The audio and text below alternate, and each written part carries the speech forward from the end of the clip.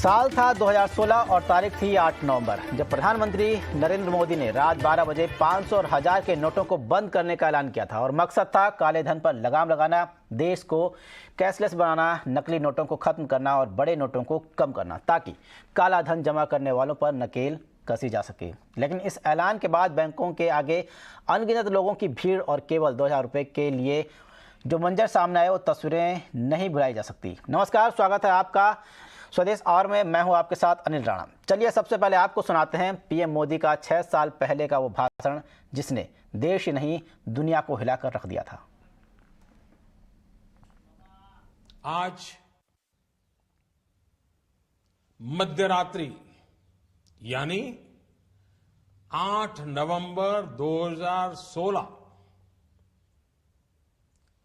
की रात्रि को 12 बजे से वर्तमान में जारी 500 रुपए और 1000 रुपए के करेंसी नोट लीगल टेंडर नहीं रहेंगे। ये मुद्राएं कानूनन अमान्य होगी।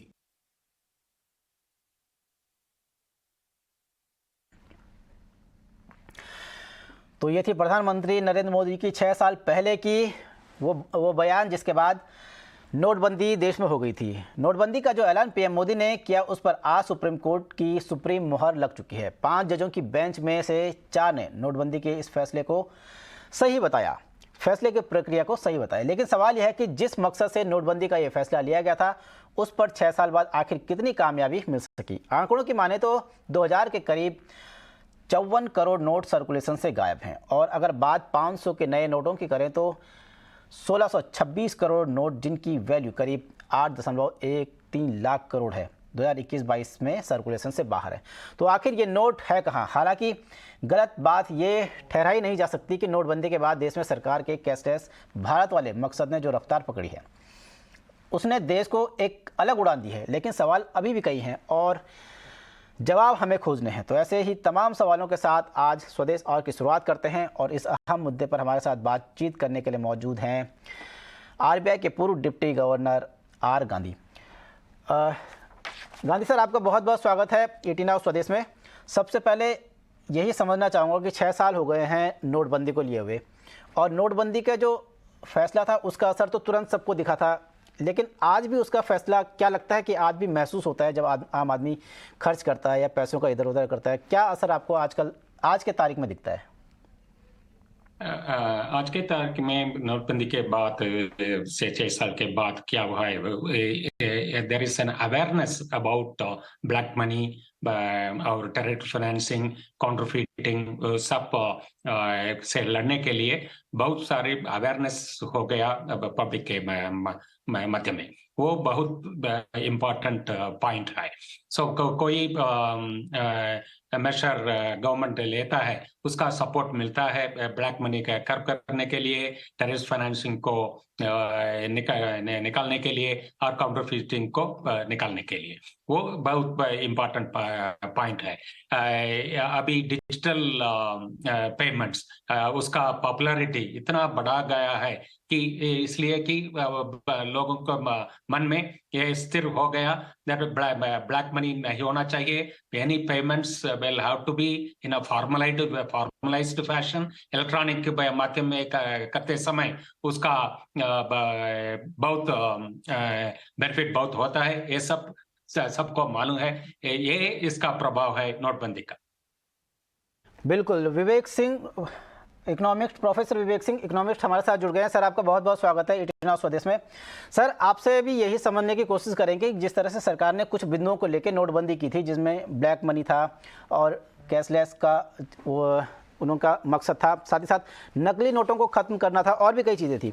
सबसे पहले बात करते हैं काले धन को लेकर। सरकार ने उम्मीद की थी कि 3 से 4 लाख करोड़ का जो काला धन है, ब्लैक मनी है, वो वापस आएगा, वो पकड़ा जाएगा। लेकिन उम्मीद के मुताबिक सरकार की उम्मीदें पूरी नहीं हो पाई। सिर्फ जो आंकड़े हैं उसके हिसाब से ये माना जाता है कि 1.3 लाख करोड़ रुपए का ब्लैक मनी ही वापस आया।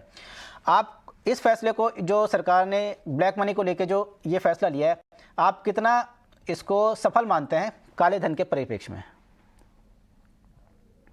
3 लाख करोड़ रुपए बहुत बड़ा होता है अगर हम एक देश के परिप्रेक्ष्य में देखें। देखिए, मैं बाल पूरी सुन रहा था। देखिए, इसमें 2-3 पहलू है जो हमको समझना पड़ेगा। पहली बात तो जो आज जो फैसला आया है, उससे मतलब कि बिल्कुल पक्का हो गया है कि जो 5 संविधान जो पीठ थी, उसमें से 4-1 से फैसला आया है और सुप्रीम कोर्ट ने माना है कि जो भी किया गया था, वह देश के हित को देखकर किया गया था और नोटबंदी का जो फैसला था, वो बिल्कुल सही था। अब देखिए, अगर आप देखें तो नोटबंदी जो हुआ था, उसके कुछ जो है सरकार के पास कुछ उसके लिए जानकारी थी। उसमें एक ब्लैक मनी का मुद्दा था, एक फेक करेंसी का था, टेरर टेरर फंडिंग हो रही थी। इन सबको लगाम लगाने के लिए जो है 1000 और 500 के जो नोट थे, उनको जो है सरकार ने वापस लिया। अब देखिए, अगर हम बात करें तो इसमें 2 पहलू हैं। पहली बात तो सरकार जो है आरबीआई के साथ पूरी बात कर रही थी और 6 महीने बाद चलने के बाद ये फैसला लिया गया। तो फैसला जो है ठीक लिया गया, संवैधानिक लिया गया और सरकार को को लगा कि कुछ प्रॉब्लम है और उसको दूर करने के लिए ये फैसला लिया गया। अब आपने कहा कि जितना जो जो हम इसका जो है हम सोचे थे, जो हमारी एक्सपेक्टेशन थे, वो हम पूरा कर पाए कि नहीं। देखिए, अगर आप देखें जब से जो है नोटबंदी हुआ है, तब से जो है यूपीआई पेमेंट का जो है ज़्यादा जो है बढ़ गया है। जो पहले कुछ हज़ार करोड़ रुपया पूरे साल में होता था, आज 7 से 8 लाख करोड़ यूपीआई के 7 से 8 लाख करोड़ हर महीने यूपीआई के थ्रू पे होते हैं। तो कहीं न कहीं देश में एक तो परिवर्तन आया है जो कि यूपीआई पेमेंट बढ़ गया है। दूसरी बात, अगर आप देखें तो लगभग 15 साढ़े 15 लाख करोड़ के जो है वैल्यू की करेंसी जो है उसमें सर्कुलेशन में थी, जिसमें से लगभग 98% जो है पैसा वापस आ गया। लेकिन जो है 2% जो आपने कहा कि 1.3 लाख करोड़ के आसपास जो है, जो पैसा वापस नहीं आया, इसका मतलब कि वो ब्लैक मनी था। तो सरकार ने जो कदम उठाए थे, उन जिन बातों को समझकर कदम उठाया गया था, सरकार मुझे लगता है कि बिल्कुल उसमें ठीक रहा। हो सकता है कुछ ज़्यादा एक्सपेक्टेशन रहा हो, कुछ हमको कम प्राप्त हुआ है, लेकिन सरकार की जो भावना थी कि ब्लैक जो करेंसी है, उसपे जो है रोक लगे, फेक करेंसी जो है उसपे जालसाजी जो नोटों का है, उसपे रोक लगे और सरकार जो है यूपीआई पेमेंट को बढ़ावा देना चाहती थी, जो डिजिटल मोड है। तो सरकार मुझे लगता है कि ये सब जो उसके जो ऑब्जेक्टिव थी, सरकार ने बिल्कुल उसको अचीव किया है और इसके लिए हमको सरकार की प्रशंसा करनी चाहिए और सुप्रीम कोर्ट ने आज यही किया है। सरकार ने जिस मंशा के साथ फैसला किया था वो भले ही 100% पूरा ना हुआ हो, लेकिन काफ़ी हद तक पूरा हुआ है, उसके अच्छे नतीजे भी आएंगे। गांधी सर, सबसे पहले यही समझना चाहेंगे कि क्या सरकार की मंशा ये थी या अचानक से हो गया डिजिटल पेमेंट को लेके। मुझे लगता है कि शायद सरकार ने इस ओर बहुत कम सोचा होगा कि डिजिटल ट्रांजैक्शन बढ़ेगा, लेकिन नोटबंदी के बाद सबसे ज़्यादा जो असर हुआ है वो डिजिटल ट्रांजैक्शन पे हुआ है और देश एक तरह से कैशलेस की दिशा में सबसे आगे मतलब तेज़ी से बढ़ रहा है। तो क्या आपको भी लगता है कि जो डिजिटल ट्रांजैक्शन को लेकर सरकार इतनी बुलिश नहीं थी या इतनी मतलब क्या कहें उसको, इतनी फोकस नहीं थी, लेकिन वो हो गया जाने अनजाने में? हाँ, मूल उद्देश्य नोटबंदी का मूल उद्देश्य में डिजिटलाइजेशन वाज नॉट देयर, वो ठीक है। पर उस समय की बातचीत में वो साबित हुआ था, वो उसका परिणाम होगा, उसका बेनिफिट उसके माध्यम से आएगा, वो सब मालूम था। मूल उद्देश्य नहीं था, पर डिजिटलाइजेशन का प्रोत्साहन मिलेगा ऐसा अनुमान था, वो हो गया। इसलिए whatever benefits we get, we should welcome it, right? So that way it was always there. It was not the original objective, वो मानते हैं, पर डिजिटलाइजेशन इतना बड़ा हो गया इतने साल में, 6 साल में, बाद में कोविड का टाइम पर भी उसका और कुछ प्रभाव हो गया था। इसलिए आज हम बोलते हैं डिजिटलाइजेशन इंडिया में बहुत बहुत जारी है। इसका प्रभाव तो बहुत होगा। ब्लैक मनी करने के लिए भी हर एक ट्रांजैक्शन डिजिटलाइजेशन माध्यम से होने के बाद उसका फॉर्मलाइजेशन होता है, फाइनेंशियल ट्रांजैक्शन फॉर्मलाइजेशन होता है, उसके वजह से इकोनॉमी का बहुत असर होता है। सो वो मानना चाहिए। सर, यही चीज़ जो डिजिटलाइजेशन की दिशा में देश आगे बढ़ा है और सरकार का एक और उस समय मोटो ये था कि नकली नोटों को बंद किया जाए। तो आपको लगता है कि क्या सरकार नकली नोट उस समय जो ये फैसला था इससे बंद करने में काफ़ी कामयाबी मिली है? लेकिन हाँ, डिजिटलाइजेशन के जरिए नकली नोटों की छपाई में तो काफ़ी रोक लगी है, ये इसमें कोई दो राय नहीं है। लेकिन उस समय जो सरकार का मकसद था, क्या आपको लगता है कि नकली नोट बंद करने में वो कामयाब रहा वो कदम? हाँ, उसकी वजह से ही नोटबंदी बिल आया था ना। उस समय हम सोचे थे नकली नोट वापस आएगा, ये काउंटरफीट करेंसी को कर्ब कर पाएंगे, वो अभी हो गया। उस जमाने में क्या नकली नोट आया था लागू में, वो सब बहुत अच्छा था, इसलिए लोगों को उसको आइडेंटिफाई करने में बहुत प्रॉब्लम होता था। बाद में अभी पूरा नया नोट आ गया, इसका सिक्योरिटी फीस ऐसा है, इसका काउंटरफीट करने के लिए बहुत बहुत मुश्किल होता है। वो दूसरा बात हो गया है। बिल्कुल। विवेक सर, आपके पास आना चाहूँगा। सरकार के जो मकसद थे, 5 मकसद जो बड़े थे जो सरकार ने बताए थे, काला धन खत्म करना, उसमें भी काफ़ी हद तक कामयाबी मिली। कैशलेस भारत को बनाना, वो भी काफ़ी हद तक कामयाबी मिली। नकली नोटों को ख़त्म करना, वो भी अब काफ़ी हद तक कामयाबी मिल चुकी है क्योंकि देश डिजिटल हो रहा है। एक और चीज़ था बड़े नोटों को ख़त्म करना, लेकिन 1000 और 500 के नोट तो उन्होंने बंद कर दिए थे, लेकिन उनकी जगह 500 और 2000 के नोट ला गए थे। बड़ा नोट ला गए थे 1000 रुपये से ज़्यादा का। तो क्या इस मकसद में सरकार, आपको लगता है कि यहाँ पर थोड़ा सा चूक गई है?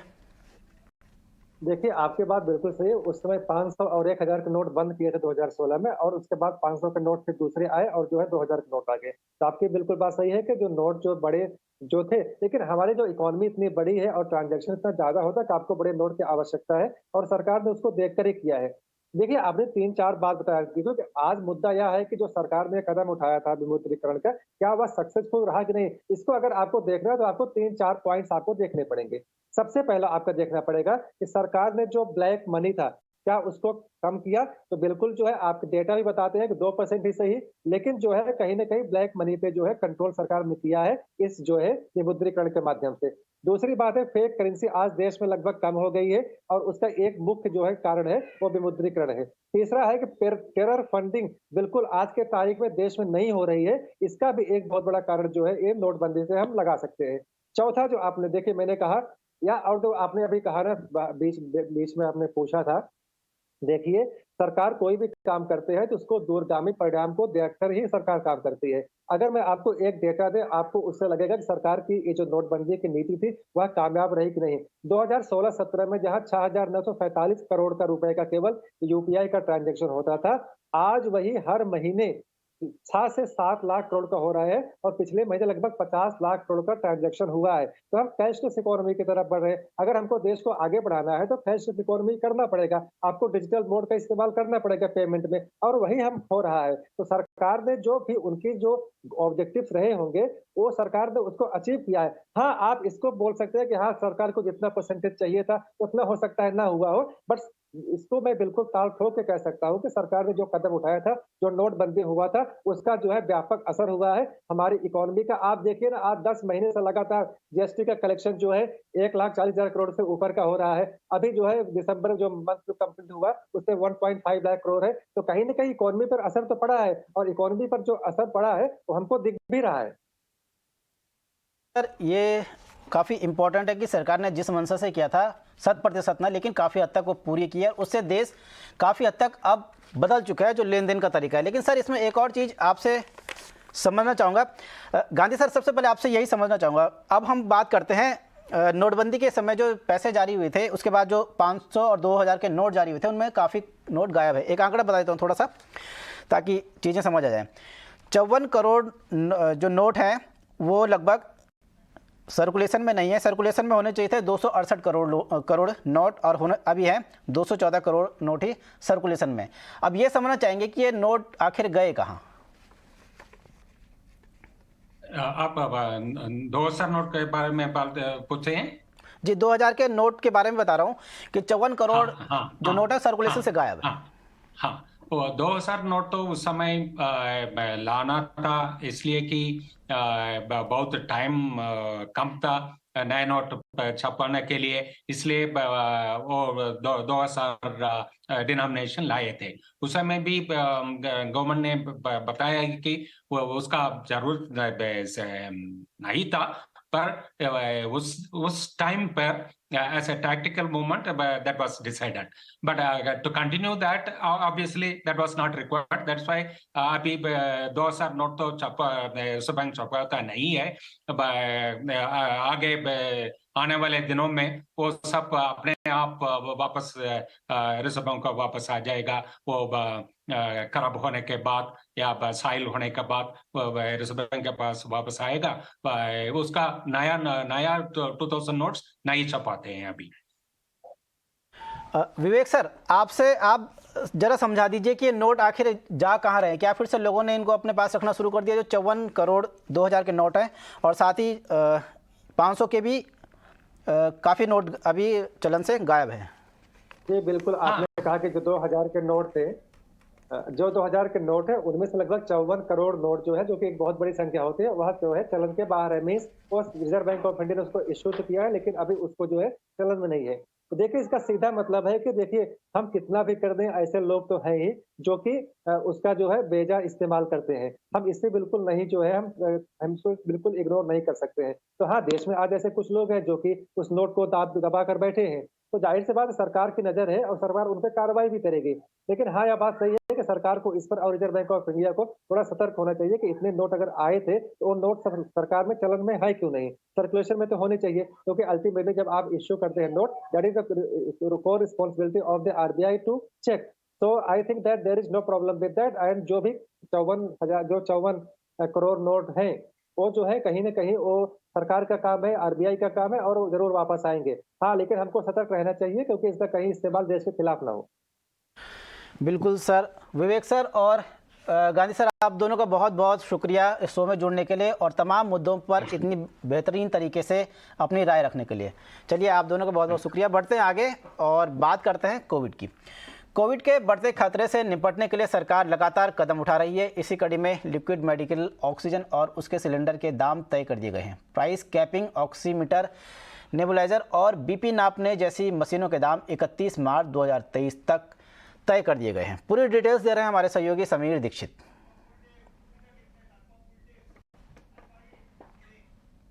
कोविड के मोर्चे पे देश में स्थिति नियंत्रित रहे, इसको लेकर के सरकार एक के बाद एक कई कदम उठा रही है. ताज़ा मामले में जो हेल्थ मिनिस्ट्री है उसने क्लैरिफिकेशन निकाला है, साथ ही साथ आदेश निकाला है कि जो 6 हाई रिस्क कंट्री हैं, मसलन China, Japan, Singapore, Hong Kong, Thailand और साउथ कोरिया, यहाँ से जो ट्रांजिट पैसेंजर भारत में आ रहे हैं उनको भी कोविड नेगेटिव RT-PCR रिपोर्ट ए सुविधा पोर्टल पे अपलोड करनी होगी. इसके पहले ये फैसला था कि जो इंटरनेशनल पैसेंजर इन कंट्रीज से भारत आ रहे हैं सिर्फ उन्हें ही Covid negative report RT-PCR report जो है वो अपनी यात्रा से 72 घंटे पहले उनको अपलोड करना था. लेकिन ट्रांजिट पैसेंजर्स को लेकर के स्थिति स्पष्ट नहीं थी. लेकिन आज स्वास्थ्य मंत्रालय ने उस पर स्पष्टीकरण जारी किया है कि जो ट्रांजिट पैसेंजर हैं, यानी कि इन 6 देशों से होकर के भी जो लोग आ रहे हैं भारत में, उनको भी कोविड नेगेटिव रिपोर्ट देनी होगी, वो एयर सुविधा पोर्टल पे अपलोड करनी होगी. यही नहीं, सरकार ने एक और बड़ा फैसला लिया है कि प्राइस कैपिंग की व्यवस्था को 3 महीने और बढ़ा दिया है. यानी liquid medical oxygen gas cylinder, इस पर जो प्राइस कैपिंग लगाई गई थी इसको 3 महीने और आगे बढ़ाते हुए 31 मार्च 2023 तक इसको लागू कर दिया है.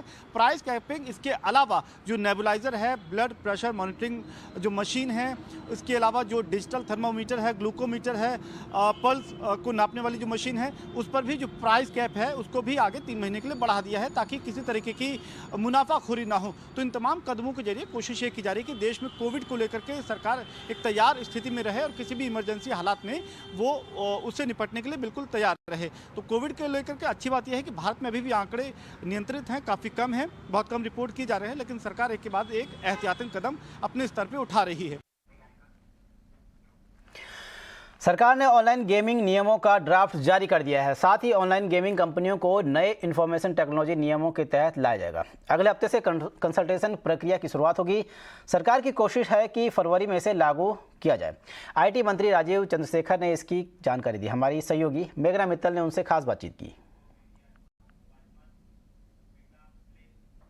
The MeitY now has been made the nodal ministry and now you have launched the online gaming policy. How will it proceed from here?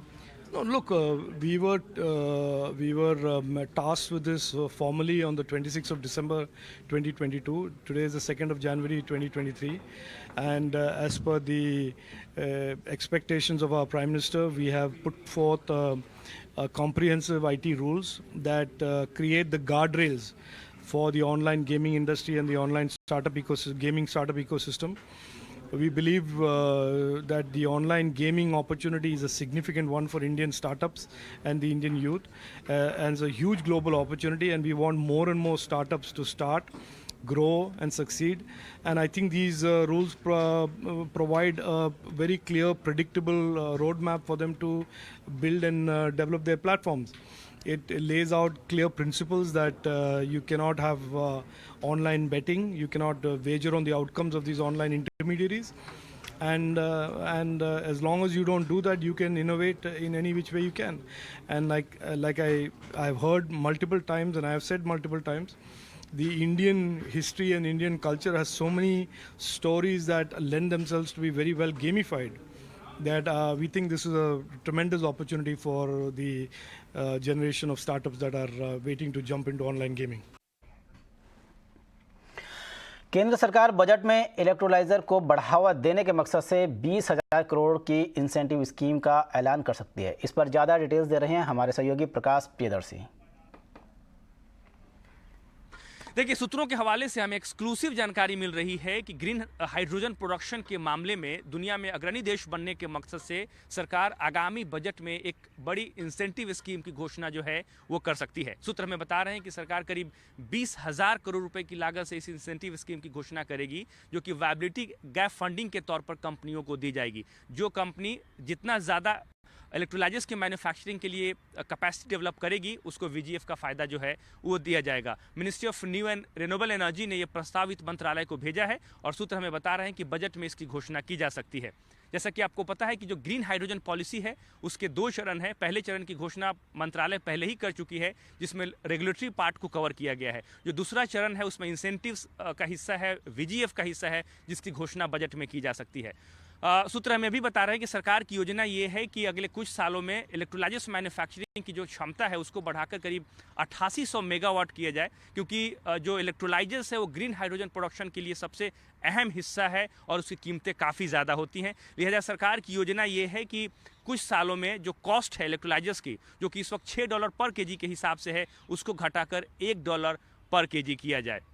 इसके अलावा सूत्र हमें भी बता रहे हैं कि मिनिस्ट्री ने यह भी प्रस्ताव भेजा है कि ग्रीन हाइड्रोजन की इस्तेमाल अगर हैवी मोबिलिटी में किया जाता है, वहाँ भी कंपनियों को इंसेंटिव्स का फ़ायदा जो है वो दिया जाए। इसके अलावा कई ऐसे सेक्टर्स हैं, मसलन फर्टिलाइज़र है जिसमें कि ग्रीन हाइड्रोजन का इस्तेमाल आवश्यक कर दिया गया है। उसमें कुछ और सेक्टर्स को जोड़ा जा सकता है जिसमें स्टील है, ताकि ग्रीन हाइड्रोजन के इस्तेमाल को बढ़ावा दिया जाए और उसकी कीमतों को कम से कम किया जाए। लिहाजा सरकार इसके लिए भी नए दिशा निर्देश जारी कर सकती है। फिलहाल इस बुलेटिन में इतना ही। देश और दुनिया की तमाम खबरों को देखने के लिए बने रहिए ET Now स्वदेश के साथ। मुझे दीजिए इजाज़त। नमस्कार।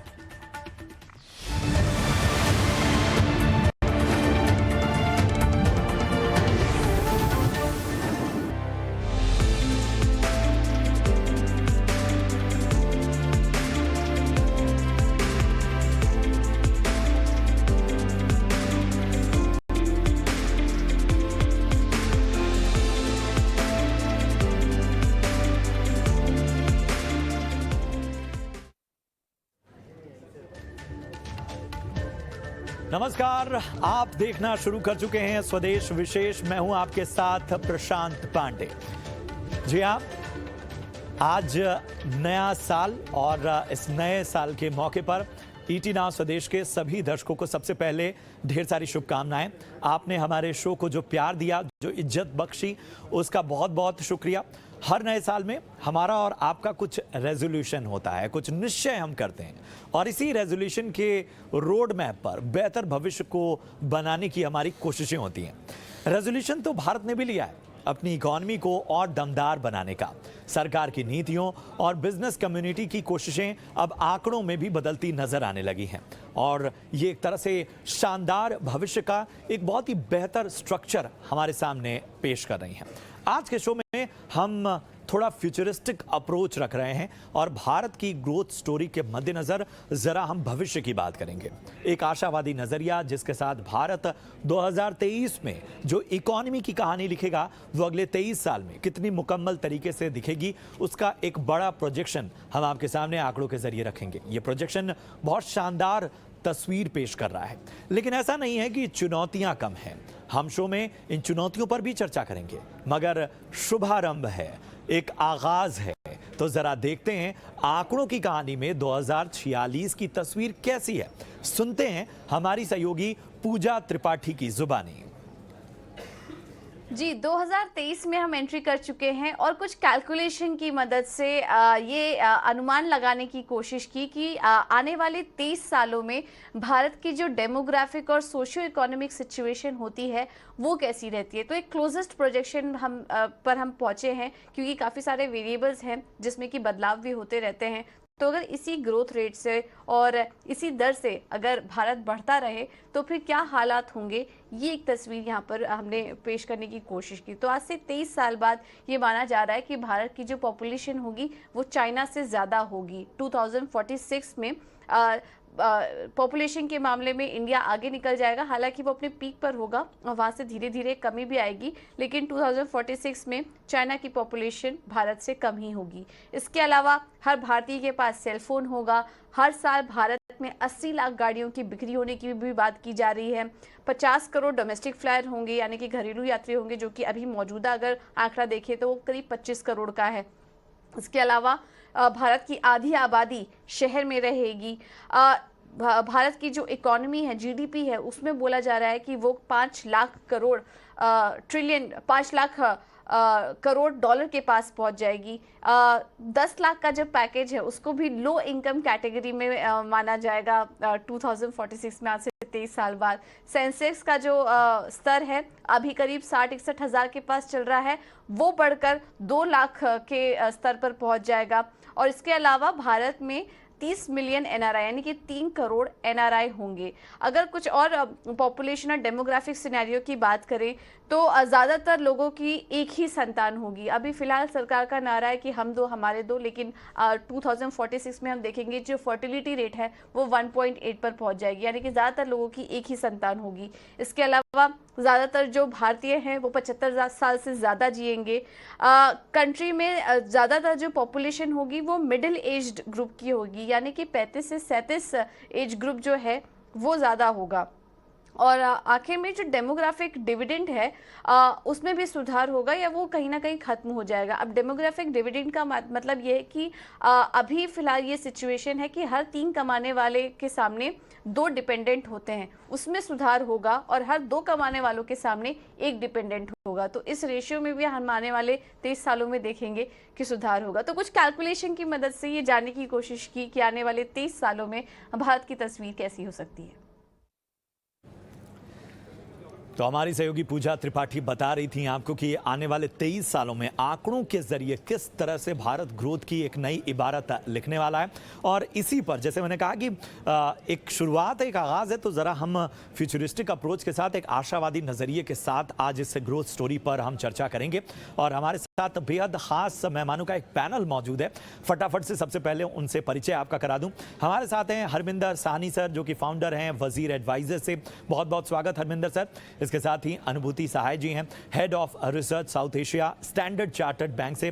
अनुभूति जी बहुत बहुत स्वागत आपका। और इसके साथ ही अरुण मल्होत्रा साहब हैं, फॉर्मर एमडी निसान मोटर से। ऑटो सेक्टर में किस तरह की स्थितियां हैं, क्या हमारे आशावादी नजरिया, इन सब पर चर्चा करने के लिए वो भी हमारे साथ हैं।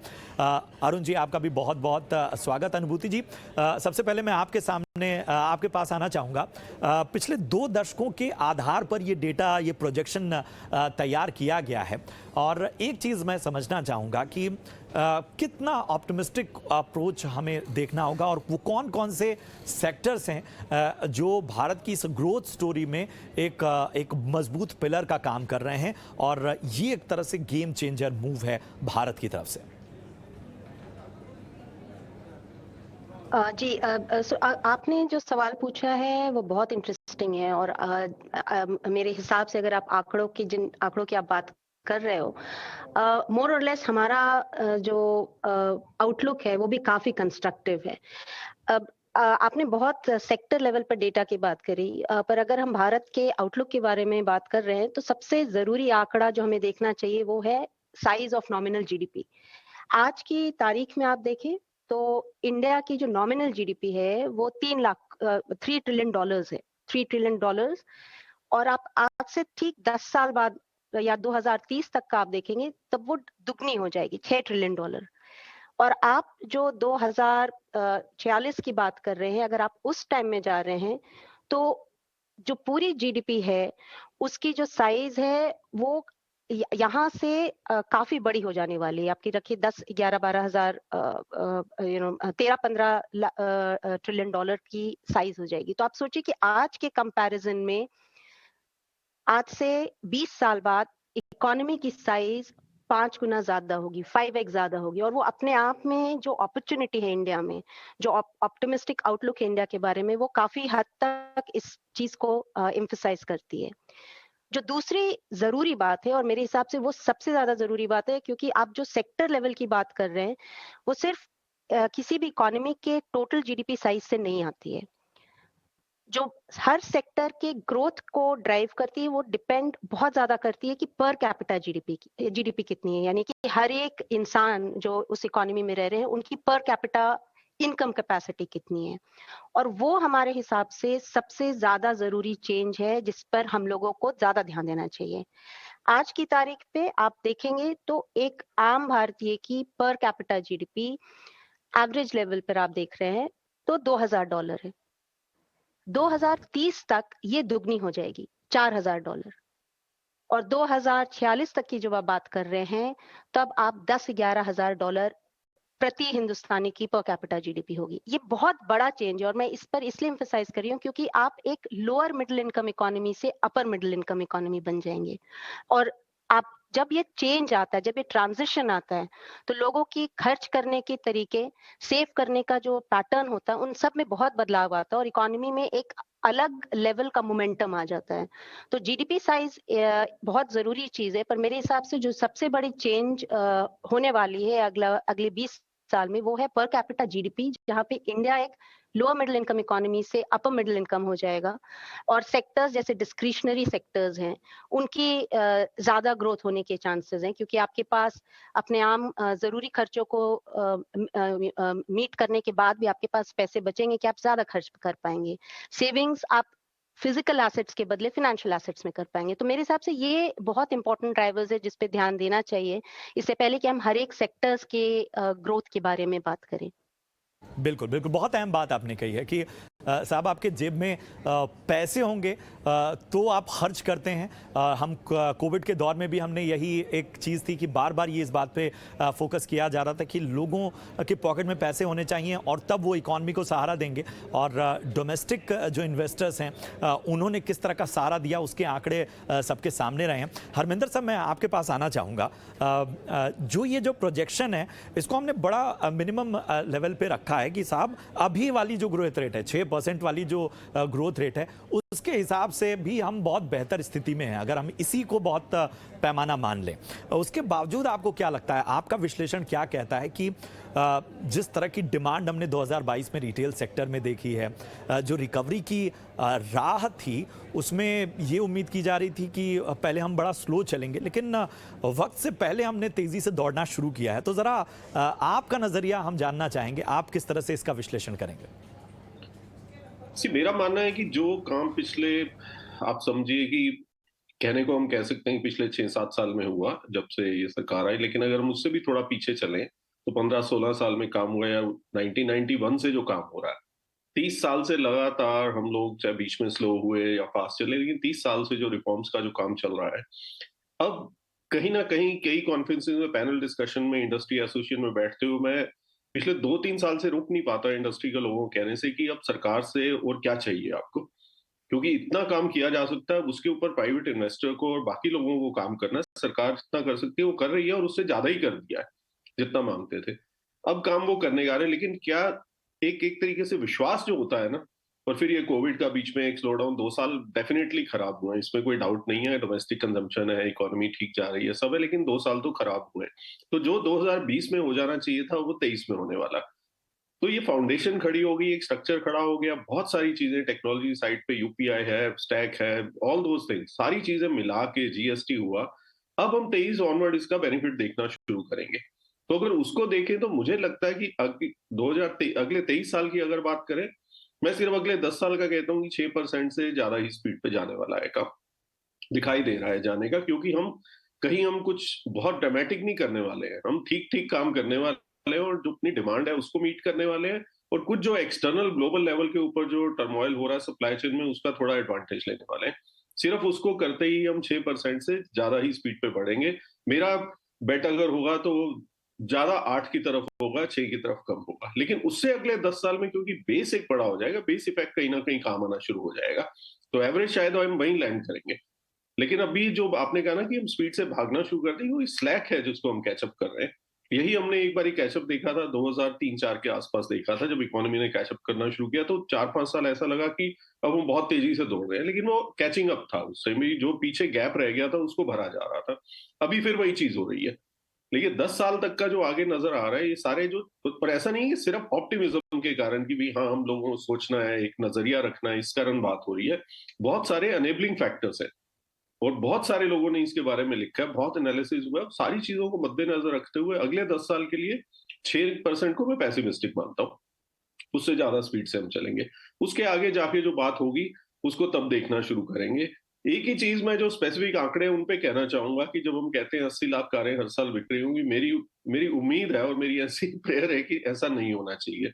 80 लाख कारें हम अफोर्ड नहीं कर सकेंगे, मतलब अपनी सड़कों पर, अपने इंफ्रास्ट्रक्चर, वो सारी चीज के ऊपर। मोबिलिटी की अगर बात करें तो जैसा हमने डेटा में देखा है, इंडिया में चीपेस्ट डेटा है, आई थिंक मोबिलिटी लेवल के ऊपर शायद इंडिया में हम चीपेस्ट मोबिलिटी लेवल पे आ जाएंगे कि पर पर्सन पर 100 किलोमीटर ट्रैवल करने के लिए या फ्लाई करने के लिए कितना पैसा खर्च कर रहा है, वो शायद हम लोएस्ट लेवल के ऊपर अचीव करेंगे, क्योंकि ये नेक्स्ट रेवोल्यूशन है डेटा के बाद जो फिजिकल मूवमेंट की है, ये नेक्स्ट रेवोल्यूशन है। चाहे हम लॉजिस्टिक्स की साइड के ऊपर या भारत गति, वो सब चीजें जो देख रहे हैं, उन सारी चीजों को देखते हुए और जो हाईवेज बन रहे हैं, इन सब चीजों को देखते हुए वो कॉस्ट कम आएगी। लेकिन शायद 80 लाख कारों का सपना जो है, मेरे ख्याल से मैं खुद चाहता हूं कि वो पूरा नहीं होना चाहिए।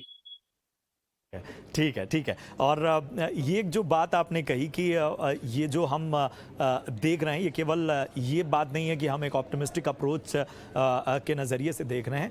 प्रैक्टिकली बहुत सारी ऐसी चीज़ें हैं जो बहुत बड़ा एक बूस्ट देने का काम कर रही हैं। अरुण जी, इस प्रोजेक्शन के हिसाब से, जैसा हरमिंदर सर ने भी कहा, 82 लाख से ज़्यादा कारें भारत में 2046-47 में सेल होंगी। दिसंबर बिक्री के आंकड़े भी आ चुके हैं। फिर भी ज़रा ऑटो सेक्टर को हम समझेंगे, कितना डेंट लगा था और क्या उसके बाद जो रिकवरी हुई है वो काफ़ी नज़र आ रही है, या अभी लग रहा है कि नहीं, रिफॉर्म्स और किए जाने बाकी हैं? पिछले 2-3 साल में बहुत धक्का लगा था ना, कि कोरोना के कारण के रेगुलेटरी नॉर्म्स लाए गए थे जिनसे प्राइसेस बढ़ी थी। इन सब के कारण मार्केट में काफी गिरावट आई थी। लेकिन जो अभी आंकड़े आए हैं, खासकर कारों के आंकड़े, वो 2019 के आंकड़ों को पार किया है, और टू व्हीलर्स में अभी भी हम उनसे 15% नीचे हैं। तो जहां तक कारों की बात हो रही है 80 लाख की, और ये बताया गया कि 80 लाख गाड़ियां बहुत है, अगर 23 साल का अगर फिगर हम निकालें, अगर ग्रोथ माने तो 3% की ग्रोथ आती है पर ईयर। और अगर पिछले 23 साल में देखें तो ग्रोथ 7% और 3% को बहुत ज्यादा ग्रोथ नहीं है। अब चैलेंज हमें लगता है कि हमारे पास सड़कें नहीं है। प्रॉब्लम हमारे देश की ये है कि अगर हमारे देश में अगर 1000 लोगों पे 25 गाड़ियां सड़क पर है, तो साउथ दिल्ली में 300 गाड़ियां पर 1000 है, पर बिहार में जाएंगे 3 गाड़ी पर 1000 है। तो इस लिहाज से हमारा कुछ जो डेवलपमेंट है, मोर इक्वालिटी चाहिए अक्रॉस लेवल्स। देश भर में नहीं तो वही 15-20 शहर सबसे ज्यादा प्रोग्रेस दिखाते रहेंगे और उसमें इंफ्रास्ट्रक्चर में प्रेशर आएगा। दूसरी बात जो उठ के आ रही है कि हमारी में ग्रोथ इससे भी ज्यादा हो सकती है। अगर मेरे से फिगर पूछा जाए, अगर 2 साल पहले पूछा था तो शायद 80 लाख की जगह 1 करोड़ की बात करते। पर कई फैक्टर्स हैं जो लाइफस्टाइल में भी चेंजेस आने वाले हैं। शेयर्ड मोबिलिटी पे बहुत फोकस हो रहा है, मास ट्रांसपोर्टेशन पे बहुत फोकस हो रहा है। अगर शेयर्ड मोबिलिटी रियली आ जाती है और मास ट्रांसपोर्टेशन जो मेट्रो है, कनेक्टिविटी है, इंप्रूव होती है, तो व्हीकल्स की, पर्सनल व्हीकल्स की इतनी जरूरत नहीं होगी। तो ये चीजें उसके हैं। अब दूसरी बात जो उनके आ रही है कि हमने सिर्फ 4 व्हीलर का डेटा देखा है, 2 व्हीलर्स नहीं देखा है। अगर एंट्री लेवल मोबिलिटी है, वहां पर बहुत बड़ा धक्का लगा है। और क्योंकि हमने इतने रेगुलेटरी नॉर्म्स, इतने एमिशन नॉर्म्स डाल दिए हैं कि जो एंट्री लेवल कस्टमर है वो पहुंच ही नहीं पा रहा है। आप देखिए कि इस साल का आंकड़ा भी टू व्हीलर्स की पिछले 4 साल से 15% नीचे है। तो ये सब चीजें हमें देखनी होगी, तो मोर इक्विटेबल ग्रोथ चाहिए। पर जब कारों की बात है, 80 लाख कोई बहुत बड़ा आंकड़ा नहीं है, कई चैलेंजेस हैं, पर उन चैलेंज के बावजूद 3% का ग्रोथ 20 साल तक वो बड़ी बात नहीं। और अगर हमारे बाकी स्टेट्स डेवलपमेंट फोकस डिस्ट्रिक्ट्स पे, स्टेट्स पे, जिनको बीमारू स्टेट्स थे उन पे होता है, तो ये आंकड़ा पहुंच सकते हैं विदाउट क्लॉगिंग द इंफ्रास्ट्रक्चर। पर मास ट्रांसपोर्टेशन हमें जरूरत है इस देश में, पर्सनल मोबिलिटी के साथ साथ, तो वो दोनों साथ साथ चलेंगे। लेकिन 80 लाख का आंकड़ा वो बड़ी आंकड़ा नहीं है। ये अहम पॉइंट है कि बहुत सी ऐसी चीज़ें हैं जो इस विश्लेषण के ज़रिए निकल रही हैं और एक्सपर्ट्स के ज़रिए जो सामने आ रही हैं उनको कहीं ना कहीं एक तरह से हमें देखना होगा। अनुभूति जी, थोड़ा सा क्रिटिकल अरुण जी हुए हैं तो हम भी थोड़ा क्रिटिकल हो जाते हैं। अच्छी बातों से दूर अभी भी आपको कहाँ परेशानी नज़र आ रही है, दिक्कतें कहाँ नज़र आ रही हैं, कौन से ऐसे सेक्टर्स हैं या कौन सी ऐसा हिस्सा है जहाँ जो है रिफॉर्म्स जो हैं या काम जो हो रहा है वो या तो स्लो है या तो ठीक तरीके से वर्क नहीं कर रहा है? बिल्कुल, तो मैं पहला जो पॉइंट फिर से दोहराना चाहूंगी। देखिए, एक है सेक्टर लेवल पर क्या ग्रोथ आती है, क्या प्रॉब्लम्स आते हैं, पर जैसे हमारे को पैनलिस्ट ने पहले कहा, जो आपने जो प्रोजेक्शंस किए हैं 6%, 8% वगैरह पे, वो मेरे हिसाब से भी डिस्पाइट ऑल कंस्ट्रेंट्स, बहुत दिक्कतें आज भी हैं, पर फिर भी जो नंबर्स की हम आप बात कर रहे हैं in absolute GDP size and per capita GDP, वो हमारे हिसाब से अचीवेबल हैं। तो वो एक बहुत जरूरी बात है। दिक्कतें जो अजम्पशंस यूज कर रहे हैं वो अजम्पशंस इन सारे दिक्कतों को कंसिडर करके हमारे हिसाब से जो इंडियन इकोनॉमी है वो लोअर मिडिल इनकम से अपर मिडिल इनकम बन जाएंगे। और जैसे मैंने बताया, ये एक बहुत इंपॉर्टेंट इन्फ्लेक्शन पॉइंट है, बहुत कंज्यूमर्स के पॉइंट ऑफ व्यू से। अभी अगर आप जैसे एक सर्वे देखें, आज की तारीख में टोटल पॉपुलेशन उसमें से सिर्फ 30%, ये प्राइस आइस 360 डिग्री जिनका सर्वे है, उनके हिसाब से सिर्फ 30% भारत की पॉपुलेशन आज मिडिल इनकम कंज्यूमर्स हैं। आज से 20 साल बाद उनके हिसाब से 60% होंगे। मान लीजिए 60 नहीं भी हुए, पर 50% भी अगर हो जाते हैं तो आपके खर्च करने की जो पैटर्न है, सेव करने की जो पैटर्न है, उसमें काफी चेंज आ जाता है। और इसलिए हर सेक्टर का ड्राइवर अलग होगा। अब आपने जो सवाल पूछा कि क्या दिक्कतें हैं जिनको ध्यान रखना है, बहुत सारी है। हमारे आज की डेट में भी काफी लंबी लिस्ट है जहां पे हमें अच्छा काम और करना है।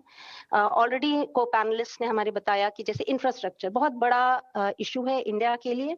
आपकी पर कैपिटा इनकम कितनी भी बढ़ जाए, पर अगर आपकी इंफ्रास्ट्रक्चर उस तरीके से नहीं है जिसे जो आपको हेल्प करे उस इनकम को स्पेंड करने में, तो फिर प्रॉब्लम आपके लिए आ सकती है। और सबसे ज्यादा जरूरी बात यह है कि हम हमेशा डेमोग्राफिक डिविडेंड की बात करते हैं, पर आज की तारीख में एज एन इकोनॉमिस्ट मैं जिस चीज के लिए सबसे ज्यादा कंसर्न हूँ वो ये है कि क्या हम अपनी युवा पॉपुलेशन के लिए, यंग पॉपुलेशन के लिए, जो हर साल वर्कफोर्स ज्वाइन कर रहे हैं, उनके लिए क्या हम enough number of jobs create कर सकते हैं कि नहीं।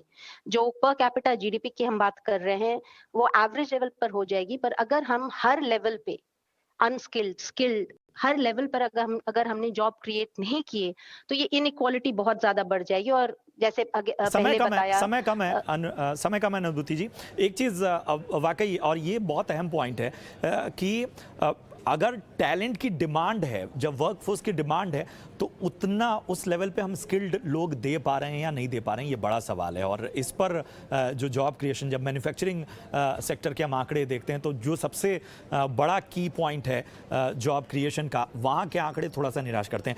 हरमिंदर सर, पीएलआई स्कीम या बाकी चीज़ें जो हम रिफॉर्म्स की हम बात कर रहे हैं, ये कितना बड़ा योगदान दे रही हैं? और अभी भी कंसर्न आपके क्या हैं, जो हम एक तरह से बार बार ये बात करते हैं कि भाई हमारी जो आत्मनिर्भरता है उसमें किस तरह की तेज़ी आई है, उसमें कितनी मजबूती आई है?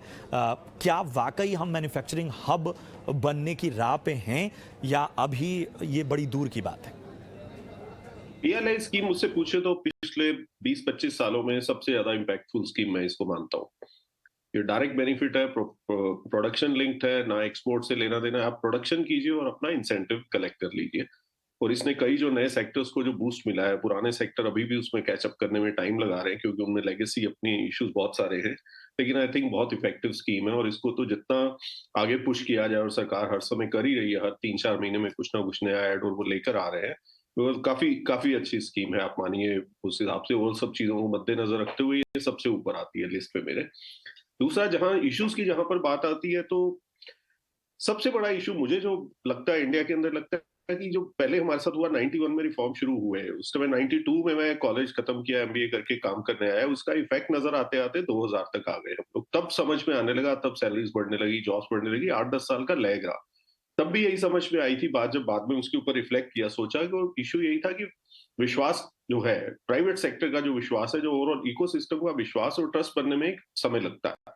अभी पिछले 4-5-6 साल उसी के अंदर लगे हैं, लेकिन प्राइवेट सेक्टर इन्वेस्टमेंट जब तक एक वो जो एनिमल स्पिरिट की बात करते हैं उस लेवल पे नहीं जाएगा, उसके बाद ही अपने आप में फ्लाई व्हील है कि काम होना शुरू होगा, जॉब्स क्रिएट होंगी, पैसा आएगा लोगों के पास, कंजम्पशन बढ़ेंगी, इंफ्रास्ट्रक्चर खड़ा होगा, ये फ्लाई व्हील है। एनेबलिंग सारी चीजें वहां पर है, लेकिन इसका मेजर जो ट्रिगर है, जहां वो कैटलिस्ट है, वो सारा प्राइवेट इन्वेस्टमेंट के ऊपर टिका हुआ है कि मैन्युफैक्चरिंग अपने आप थोड़ी ना हो जाएगी, किसी को फैक्ट्री लगानी पड़ेगी, किसी को सोचना पड़ेगा कि मुझे यहां से बढ़ के आगे जाना है।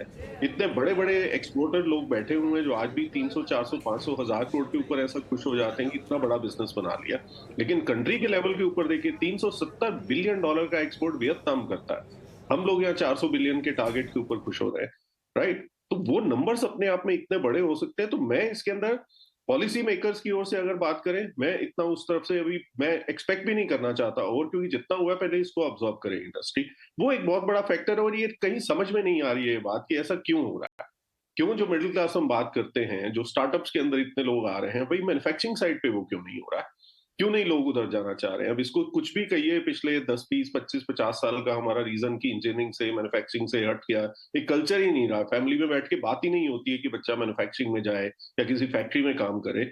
ये एक यू टर्न कब होना शुरू होगा?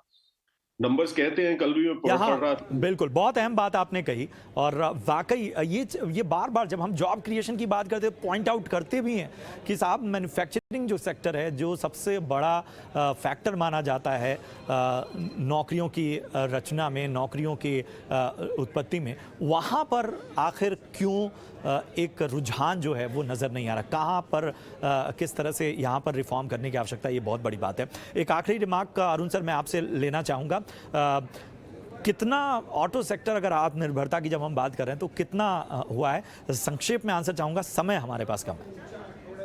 हमारी इंडिजिनाइजेशन बहुत अच्छी हो गई थी 90%। पिछले 10-15 साल में जो वर्ल्ड में टेक्नोलॉजी चेंजेस आए मैन्युफैक्चरिंग में, जैसे इलेक्ट्रिक व्हीकल्स में, हम उस टेक्नोलॉजी को हम मैच नहीं कर पाए और उसके कारण हम पीछे रह गए और चाइना बहुत आगे निकल गया। लेकिन मेरे ख्याल से ये PLI स्कीम आई है, अवेयरनेस है और चाइना +1 स्ट्रेटेजी चल रही है, तो हमें एक और मौका मिला है कि मैन्युफैक्चरिंग में हम कुछ compete कर सके। अभी 10:1 चल रहा है चाइना के साथ, और अगर हम कुछ भी करते हैं तो 4:1 भी होता है, उससे हम बहुत आगे बढ़ पाएंगे।